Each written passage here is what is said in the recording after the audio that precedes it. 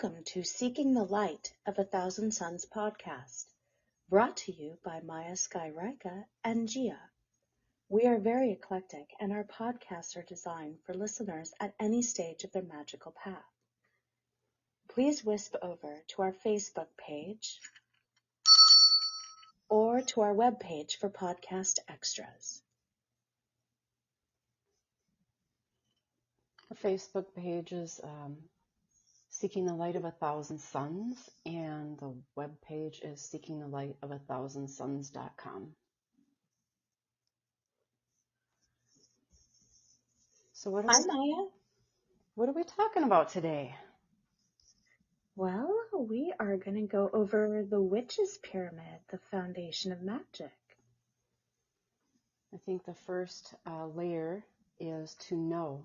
That's the foundation of the pyramid. Yes. From, I believe it's the 1800s is as far as back as that goes. At least that's known, of course. Right.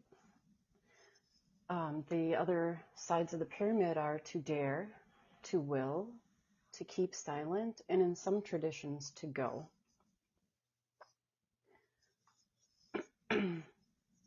Some of the things that are so important about the to know, or the foundation of magic, helps with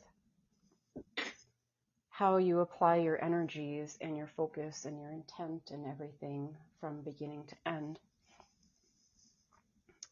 It allows you to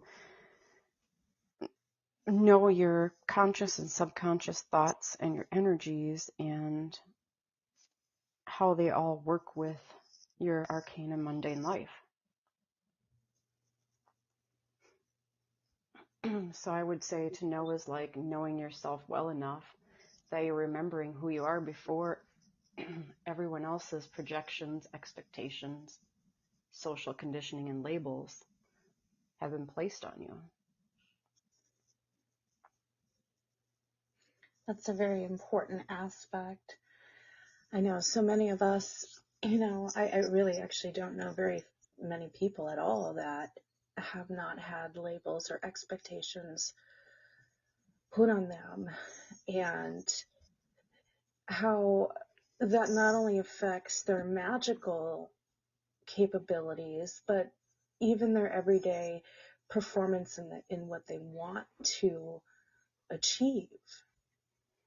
Right. Wouldn't you agree that most people don't actually really know themselves? I would agree. I know I've struggled with that myself off and on for many years. I think I can honestly say that I thought I knew myself really, really well up until more recently when I started working with a therapist. And I've even, looked into shadow work and to know many times in my magical history, but Yes. once they start making you examine some things that relate to, thoughts and behaviors and self-limiting patterns, it's really surprising and eye-opening. It is, and you realize what those obstacles are. You realize them. You realize how they've kept you from being able to achieve, and even not knowing how they've created extra fog in your mind and your everyday workings. Or sometimes not even knowing where they came from, but that they just are. Yes. I don't know, like, for example, with me, this was prior to me working even in therapy, is some of the self-limiting beliefs that I come across about myself, I knew about and I knew where they came from because it was conditioning that came from growing up in my household. Yeah. When I wanted to be a police officer, my mom would say, you can't do a man's job. When I would do something, one of my mom's favorite things to say was, you need that like you need a hole in your head. Yeah. I've had boyfriends tell me I'm unworthy because I'm not willing to experiment. Yes. Been called drama queen and so many other things, which I didn't realize until I started doing some of this to know stuff, how much it really limits um, me being comfortable within myself and expressing myself and all of the self-limiting thoughts that come from all of those things. Right. It puts up those barriers. Well, and we put up our own barriers. However, they are influenced by these people throughout our lives, those limitations. And I want to call them limitation barriers, because that is something that we have to learn to break down. We have to, like you said, we have to learn to know what they are, that they exist, and how to tear them down. By knowing where they come from, right? Exactly. Right. And some of these are tough, like a couple I had mentioned, for example. They don't just pertain to one scenario. Like, even though my mom kept telling me I couldn't do a man's job when I wanted to be a police officer, think about Yes. how many other self-limiting things that I have restricted myself from doing because they are considered in society a man's job. We're talking more than just an officer, Exactly. you All the know. way through. I mean, Right. I know we've got a lot of that in common. I mean, I had that, at one point, job that I had working around um, a lot of personality types that were more A-type, and they put on a lot of barriers on a lot of, especially women in the office. And, even to the point of saying, this is your job position. If you want to keep your job, you're going to do this. You're not capable of going and doing these duties or making these decisions, so on and so forth. And you think about that, how everyone from family to instructors at school to coworkers, bosses, community leaders, it, even people we don't know very well in the news, political leaders.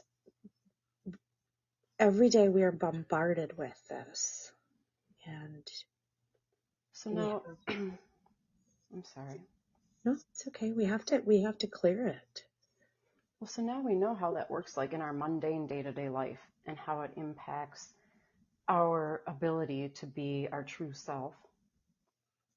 But now it also plays into the subconscious energies in your magical life as well. Yes. I mean, I think a lot of people don't realize that that carries over and bleeds in. Oh, absolutely. It Like, creates self-doubt.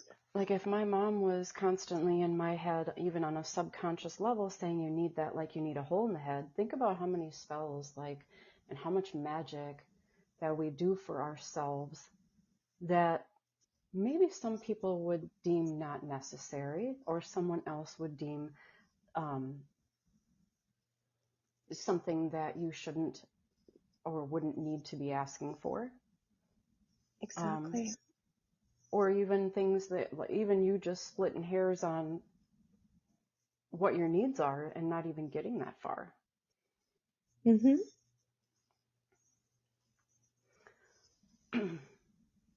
More examples too. I mean, you know, thinking about how our self-esteem plays into a role based upon this conditioning. And if you don't, if you've been told that you're not enough throughout your life, you're gonna be worried when you go to do your spell work. You're gonna think, well, but what if I'm not enough? But what if I'm not capable of this? And you're gonna put so much doubt into it that it's gonna halt your ability to do what you would like to do with it. Right? Like, what if I didn't call enough things in? Or what if I didn't use the right tools? Or what if it doesn't work? And Yeah. that's a really good point too. And then even like, bringing up, did I not bring in enough, or did I not call in everybody I needed to? really thinking about these things and learning to trust yourself, trust your intuition. You've got to break down those barriers. I mean, I think that's been a huge struggle, I know, for both of us, when doing our spell work, is breaking down those barriers and learning to just trust what we put out there, what we put forth is enough.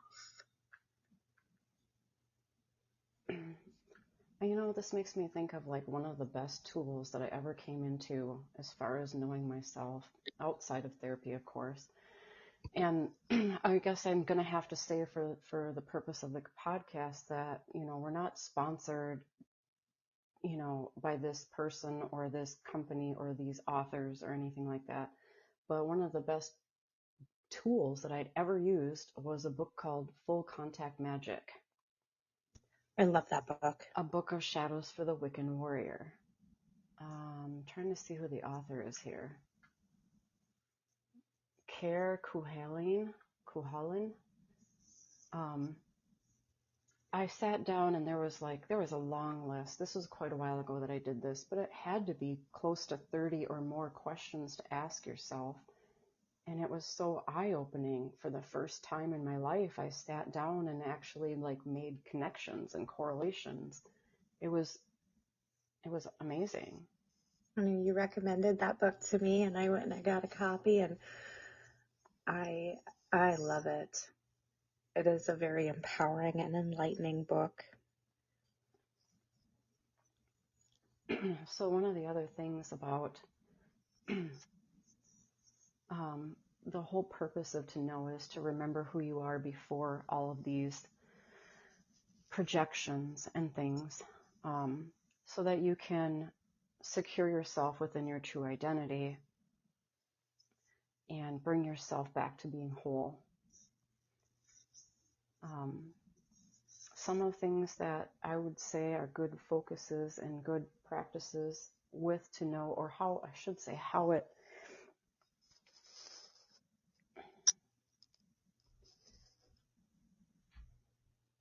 other methods of how to get to know yourself, and things to be asking yourself would be like, what are my energetic attachments? That's also getting to know your circle, and that's friends, family, anybody in your circle of energy. You want to enrich and have joy and positive energy attachments, and let the ones go that are hindering or diminishing you. I don't even know if I'm saying that right, but Yeah, you are, because you have to clear those. You really have to clear those energies, not only out of your space, out of your energy field, but out of your mind and body. I mean, you taught me that, as you know, it's interesting how different energies attach to just about everything. And being able to clear those out, start with a fresh, clean slate, will help you to move forward in the best possible way. I can honestly say, in my experience, the starting of the To Know Yourself, I was around 25 years old, and before I started this process, my energetic attachments were horrible. I still have troubles with self-esteem and confidence and all of these things, but it was just horrid at that time. And lo and behold, I was attracting dates and partners and friends and people constantly that were so bad for me. People that were cheaters, that were had troubles with drugs and alcohol, people that would use me for money, or that stole from me, or just taken advantage of. Let's just leave it at that's a good core Yes. energy. But it wasn't until I started digging into myself and realizing how I was perpetuating that. And I'm not saying that this is anybody's fault. Like, if anybody out there listening is experiencing these things, it is not your fault. Exactly. It's traumas and other things that have happened in your life that have started the cycle, and you get stuck in that muck, that you get stuck in that energy, you get stuck in that cycle, you Like get that stuck in stuff in the those book. self-limiting beliefs, and like attracts like. And I'm not saying that I had those characteristics of those people, but if you think about it in a standpoint where if I can honestly say that most of the people I attracted were predators. Mm-hmm. And Same. if I was not valuing myself and I had no self-esteem and I had no self-confidence and I was doubting myself all the time and felt unworthy, predators, they pick up on that. Oh, they do. You're like And bait. it's energies, and it doesn't even take much. I mean, you could walk by, you both could cross paths, and within that moment where the energies touch, even slightly, they're drawn to you because their energy is seeking that type of attachment, and your energies have a lot of trauma in them. And it's not so much that you want to attract a predator. It's more so that because you've got a lot of these walls that have been broken down and you don't have your defenses up and you're not recognizing these things and securing your fortress, their predator energy feels your prey energy and they latch. So I guess the next thing, that would be really good to talk about is, so we know that we can have bad energy attachments and that we should be hanging on to loving things and things that are supportive and that are not as much codependent, but that share a mutual love and understanding. But also, like, if you're not there yet, how will you get there? Yes. And that's kind of what the to know is about. I mean, there's another end of to know that we'll get to, but not just knowing like your energy attachments and yourself and the things around you and the root causes of, behaviors and triggers and things like that. But then there's also knowing your ego self, your shadow self, and so many other things as well. Like we all have a shadow self. Excuse me. Every one of us has a shadow self, and that shadow self needs to be brought to light. You need Yes. to be okay with it. There has to be a balance. You need to understand it. Yes. I think that's definitely a core thing. I will have to just say as an example, I've gotten to know my shadow self really well. And I mean, if you kind of picture it this way, you are sitting in a room and you're inviting your shadow self to sit with you and have a conversation. What are your needs? What are the other self's needs? Okay, well, how can we compromise these things? How can we become one unit that's not playing tug of war with each other, or where one self is being restricted too much? And since really working a lot on that over the years, I have a huge appreciation for my shadow self. I mean, she's a handful at times, but I do appreciate her. And if I let her out a little, and we each let each other out a little, it's actually quite fun. Not doing damage to anyone or anything, but it's just being able to be the whole self. So let me ask you this, because I've done a little bit of shadow work and I could definitely use a lot more. What would you recommend for someone that's not too in tune with their shadow self if they're afraid? Like, what if I'm afraid Well, my shadow self is that monster under the bed? right. Looking at it from a different light. First of all, again, part of the know thyself, before working on the shadow self, understanding your own ego, understanding, okay, where are there,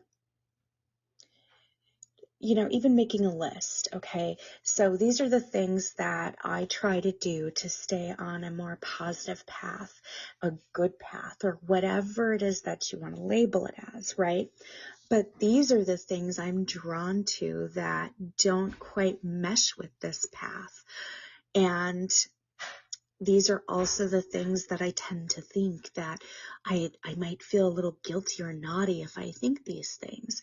And write those down and divide it with a line. Have one side, that kind of darker side, and the other side, the lighter side. You think of like the yin and yang, right? Then understand, while rereading that list over, are these things that are on the darker side things that I would actually go and do?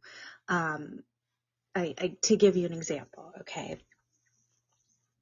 Sometimes my shadow self thinks, when someone crosses me the wrong way, she'll come in and she'll be like, kind of like the little devil on my shoulder and be like, go over there and burn the asshole to the ground, right? And although I kind of giggle at the thought of it, it's not something I would actually do. Or sometimes my shadow self says, ooh, you should try to do this type of spell work, right? And it would be something that could potentially harm someone or something. It's not, again, something that my light side would want to do. And because my chosen path is to stay on a balance between the two, while not hurting anyone or anything, that's my choice. I communicate with my shadow self. My light self does. And, I'm like, yeah, that's actually kind of funny. Could you imagine if that really happened? But let's not do that. How about we do a protection spell to keep a person like that from harming us? And having a communication session with them. I mean, when I look at my shadow self, she's very dark and very ominous looking, to the point of having changing color eyes, to, I am a spirit that walks between two realms. I walk between the earthly plane and I walk between the afterlife dark realm. And being that I walk that line, I see a lot of the different dark supernatural entities. And there's some scary stuff in there. There's some really ridiculously scary stuff. But it's remembering that, just like going back to the trauma person who is prey and the predator and the energies, if you've built up enough of a wall around you and you've worked really hard on that, you could see that darker stuff and it wouldn't faze you as much over time. It is something that takes dedicated practice, though. One other thing is sitting down and having those conversations between the two. It's almost like talking to, a girlfriend or boyfriend, right? Who you're just talking to the other version of yourself. But, and you could even plan it out where, okay, you know what, we're going to have a tea time together and we're going to spend 20 to 30 minutes together sitting at this table. You sit over there, I'll sit over here, and we're going to just chit chat. What's on your mind today? Vice versa. Hey, what is upsetting you that I'm doing? And vice versa. Hashing it out with yourself. I like that because it sounds to me like you can acknowledge it, but you don't necessarily have to act on it. Because I was thinking, I don't know if I want to spend too much time in my shadow self because she's a nasty individual. I'm like, if I unleash my shadow self, I'm going to be running over people's heels in the grocery store and throat punching and kicking people. And I know. okay, so we can acknowledge it and we can tantalize the idea of it. But you're saying, you can have a relationship with your shadow self without actually acting out on things you're not comfortable with. Right. And you have to, and that's exactly it. And,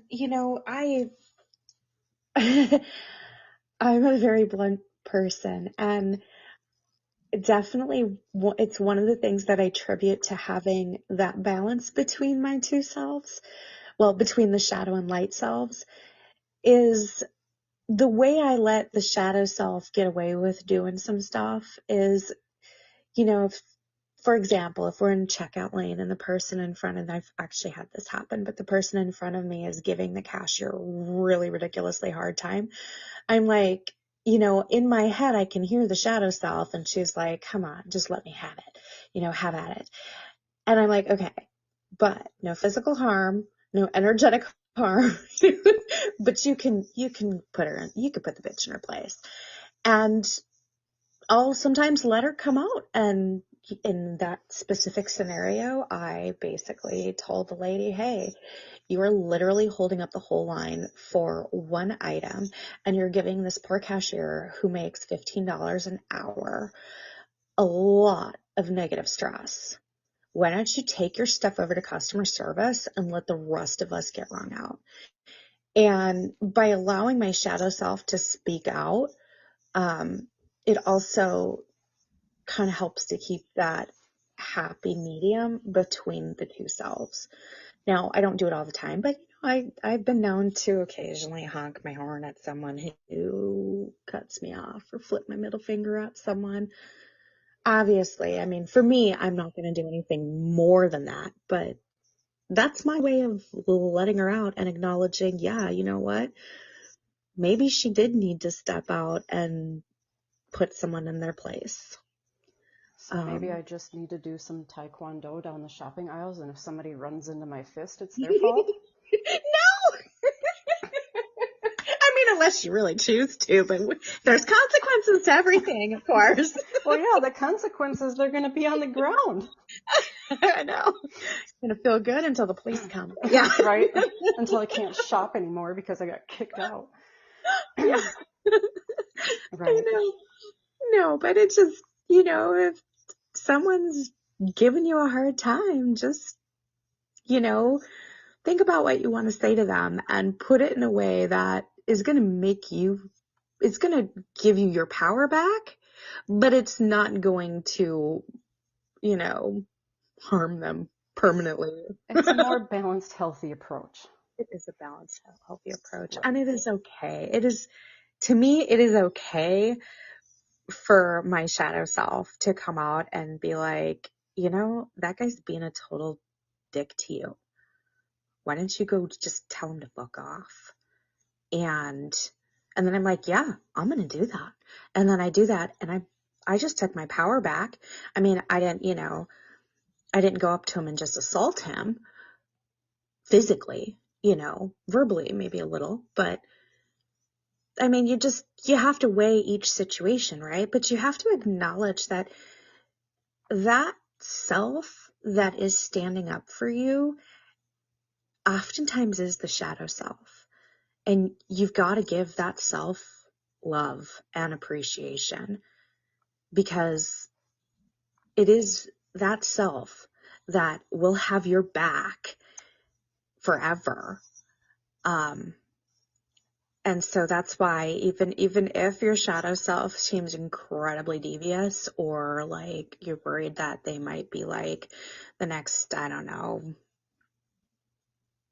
dark lord of the world, you still got to give them their balance and what they need. And same with the light self. So, I mean, if you do focus a lot in your shadow self more than your light self, you're not getting the full benefit and potential that you could. Right, in because life. there's not enough balance. Right. Right. There's a lot of illnesses and a lot of mental health issues and a lot of, there's a ton of things that come from being imbalanced. I'm so sorry I was cussing. I forgot if we had this as rated mature. It's not, but it's fine. We'll have to on this episode. It's Right. explicit. Whoops. It's Yeah. Gia's fault. Gia. I know, right? It's my shadow self. What can I say? I love that girl. So we don't have a whole lot of time left. I think what would be good to kind of segue into is the other side of the no on the magical parts. Like, it's also knowing your practice, knowing what you want from your practice, knowing how to get there. Yes. Not everybody uses correspondences. Not everybody uses altars. Not everybody uses tools. But knowing whether you want to use them or not, and knowing how to strengthen those toolboxes, you know, like for example, magical correspondences. Well, there's all kinds of correspondences. I mean, for example, to know is the element of air. And the element of air has a whole bunch of correspondences in itself. And then you also have the moon and planetary correspondences, and you have the herbal correspondences. You have crystal correspondences. You have tarot correspondence. I mean, the list goes on and on and on. The more you know and the more you apply to your magic and set your mind with your intent with these tools, the more powerful the outcome. Not that you can't do it without them. Yes. And that's, there's just so many awesome things at your disposal. Right. Really are. And yeah, I mean, thinking about this aspect, and I know, Christina, you know this about me, I am not conventional. I am not trained. And so this is definitely something I love because I'm learning as we'll be going along as well. Mine are, I almost just pull things out of thin air. Or I just make things up as I go along, but you always put a correspondence to it though, so that it makes it in line with what you're doing. I absolutely do. Even if you're assigning it its own correspondence, it doesn't have to come from a book. You could be like, this right here, this corresponds with this thought and this intent, and this is going to help me obtain this.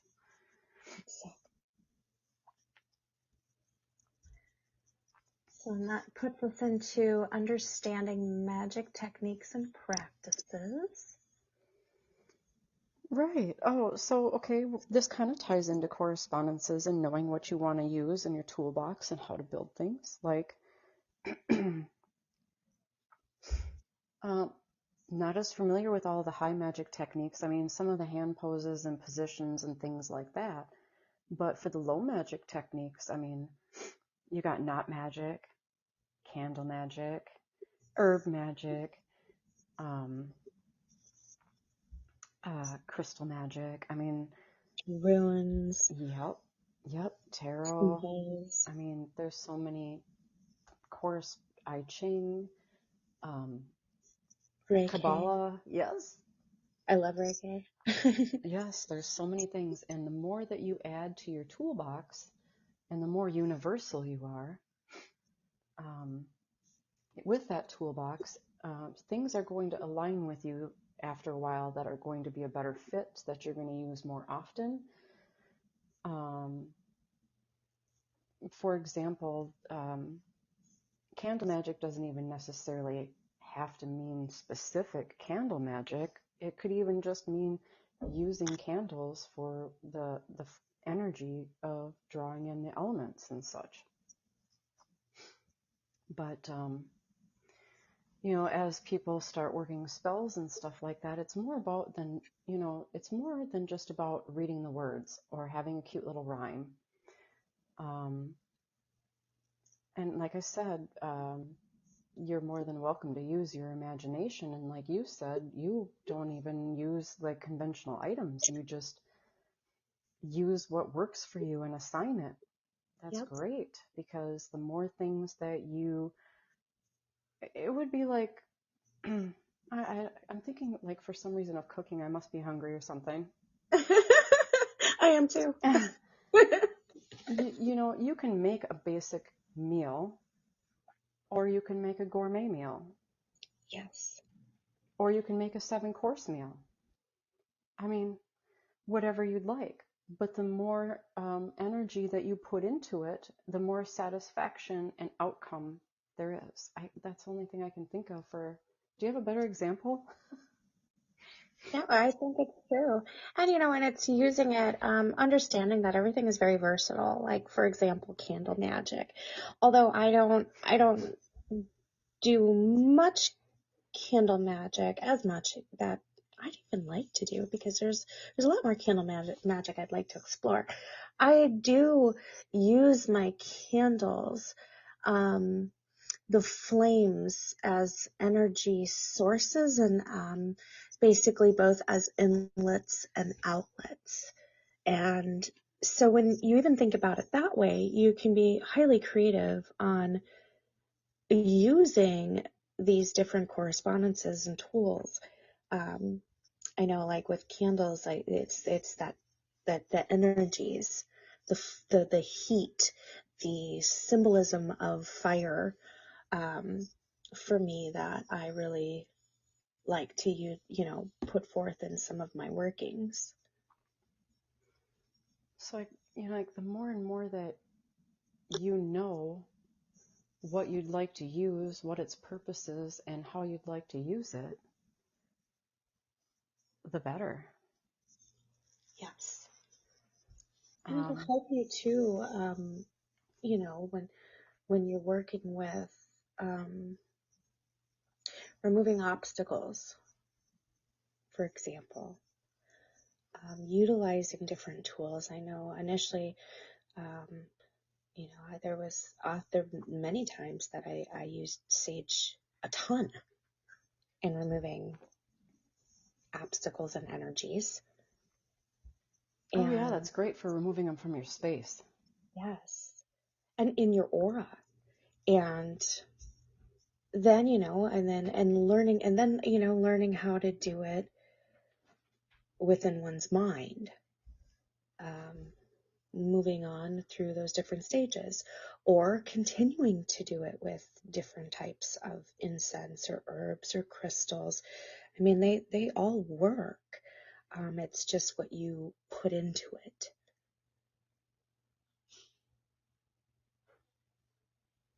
Speaking of what you put into it, that also brings another point of not everybody's going to cast circle, not everybody's going to call elements, not everybody is going to work with certain deities and that kind of thing. But as long as you know and have explored, all of the different details of what you're choosing to work with, and some of these other things, will benefit your practice if you choose to let them in. I personally evoke deities. I evoke elementals, sometimes angels, sometimes dragons, sometimes fae, sometimes my ancients. You know, not everybody is going to necessarily, that's not going to jive with everybody necessarily, but to know who all your allies are and what all is out there is a good thing, because you can certainly increase your magic greatly, and your rituals, if you do rituals, greatly, by knowing what's out there and how to safely use them and let them be a part of the beauty of what you're working with. Yeah, I've learned a ton about that from you, and although I don't bring in a lot of outside sources, even ones that are, ancestors, for example, I don't do it often. I do have a spirit animal totem. I do have my spiritual guide, and I often pull them into it. So, look at both and work with both, because there are some things that do require permissions or um, extra help or guidance or the extra strength in order to achieve. Or And energetic connections.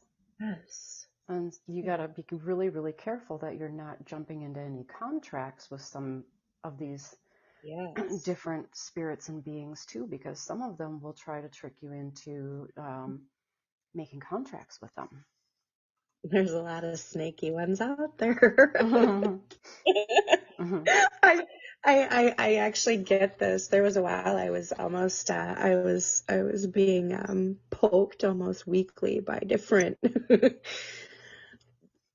demonic spirits, and they're like, "Oh, but I could, help you to achieve this." And every time I'm like, "Yeah, no, that's not happening." Mhm. Mhm. But it's also not allowing yourself to be scared of it all, because again, it's empowerment, right? And just as much as it takes the confidence to work with, deities, it takes that same level of confidence to tell demons to go burn in hell. You can't allow fear to rule you. Right, It's a big thing. right. Um, Sorry, if anybody works with demons out there, I'm not trying to shame. no, it's just not for you, which It's is not for right, me. right. Um, so on top of knowing all of the different things that are available at your disposal, also knowing how to remove obstacles that are keeping you in fear or disbelief. Yes. One of the biggest things about working your magic, it's huge. It's acting in accordance. Whether you believe or not, you have to act in accordance. You can't put magic out there and not act in accordance, because you would be negating it. It would be null and void. Yes. What do I mean by acting in accordance? Well, let me see if I can think of an example. Let's say I did a spell for weight loss. I don't know why that just bumped into my head, but it did. Okay. And so I did all this work and all this preparation for weight loss. I can't just expect the universe to do all of the work. I Mm-hmm. still have to act in accordance to my goal. I got to show the universe I'm willing to put in my part. Um, so I can't sit and over calorie myself. Okay, my favorite things like Reese's peanut butter cups. I can't sit and eat a whole bag of Reese's peanut butter cups in one sitting and be like, yeah, universe, take that. Show me what you can do. Right. It's gotta be, I gotta act in accordance with what I'm asking for. Like, I'm still gonna eat peanut butter cups. I'm just gonna tell you that right now. But maybe, like, instead of like sitting and unwrapping Go an back. entire bag, I show a little bit of self-control. Or you could eat the whole bag as long as you're walking on a treadmill the whole time at a good pace. I'm just kidding. Sure. Yeah. I'm just gonna swim with a bag of I'm gonna go to the pool and I'm gonna swim. I'm gonna have peanut butter cups hanging out of my mouth while I'm swimming. Yes. Run a marathon. I'm stuffing peanut butter cups in my face while I'm running the 5K. No, I've done that before. Not exactly the marathon, but I've actually just like munched on chocolate while being on the treadmill. oh my goodness. I have a I terrible know. chocolate disorder. I do Oh. too. Well, I think Yes. we're going over our time, so we'll have to wrap up. But we'd like to encourage people to go to the Facebook page or our webpage for podcast extras, because, of course, we can't talk about everything in one podcast. So there's other like handouts and tools and such that are put out there. And our next episode will be talking about the next level of the pyramid, which is to dare. And if you have any things that you specifically want us to talk about, feel free to leave comments on our Facebook page or on our webpage. And, or if there's things where you're like, that Gia gal she snorts too much and it drives me crazy listening to her, feel free to leave that too. Just, be somewhat Well, we don't want to nice. Don't. incite it. Let's not incite negativity. Well, I don't mean, coming out and be like, she sucks. No. No, some constructive criticism would be nice, and some ideas on topics or who you'd like to see as special guests or things like that. Yeah, positive things. Shoot us positive things. Yeah, and maybe you've got some things that you're working on right now, and you've found things that are really working for you, and you want to put it out there for others to be able to test out themselves. Feel free to leave that for the community. Right, because we could have on guests. Right, we have the ability to have how many people on here? 7, I believe 7. 7 people. Well, thank you so much for joining us. We really appreciate our listeners. Let's bid everybody hail and farewell.